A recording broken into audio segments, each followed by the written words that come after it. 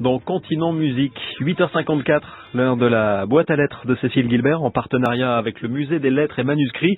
Aujourd'hui, une lettre de Charlotte Corday au Comité de Sûreté Générale. Bonjour Cécile. Bonjour. 15 juillet 1793.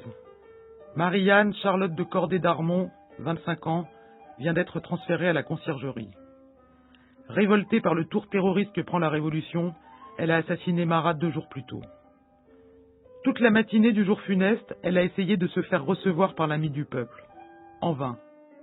Alors elle lui a écrit un billet, puis un autre qu'elle a mis dans sa poche, avant de se rendre au 20 de la rue des Cordeliers, un couteau de cuisine caché sous le fichu rouge qui recouvre sa gorge.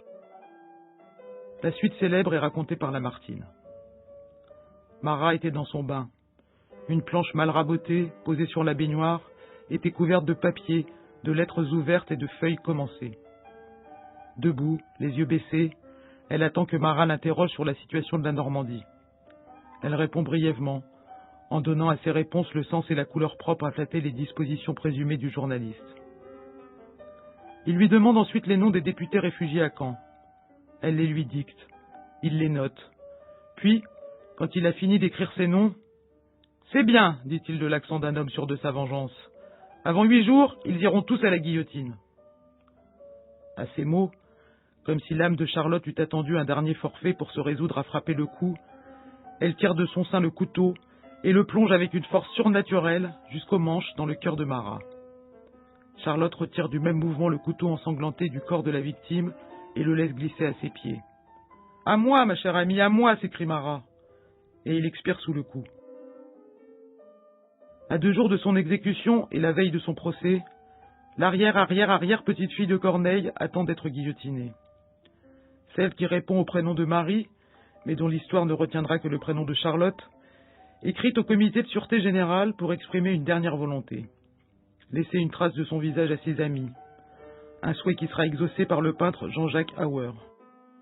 Elle en profite aussi pour disculper un présumé complice, ne souffrant pas la perspective d'une injustice.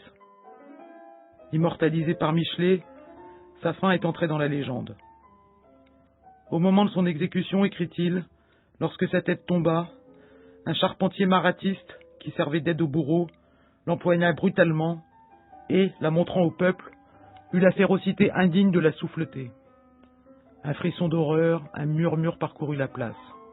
On crut voir la tête rougir. Simple effet d'optique peut-être.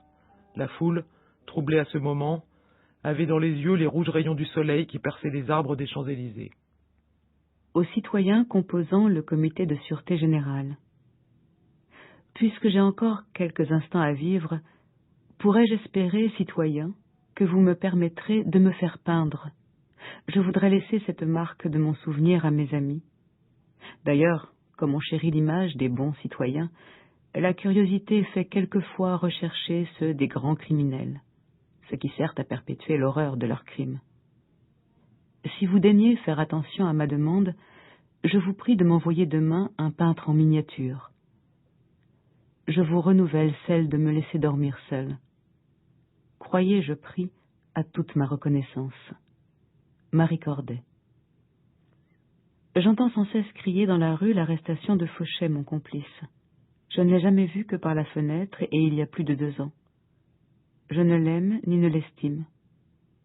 Je lui ai toujours cru une imagination exaltée et nulle fermeté de caractère. C'est l'homme du monde à qui j'aurais le moins volontiers confié un projet. Si cette déclaration peut lui servir, j'en certifie la vérité. Corday.